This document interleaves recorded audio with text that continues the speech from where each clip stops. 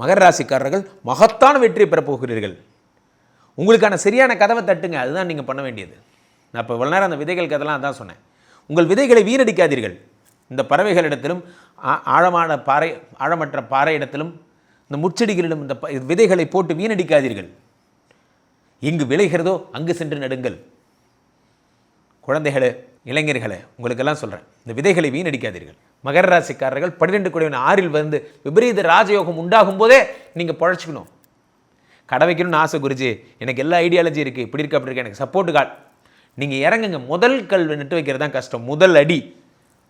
Understand, beginning is the hardest part at all the times. Beginning is the hardest part.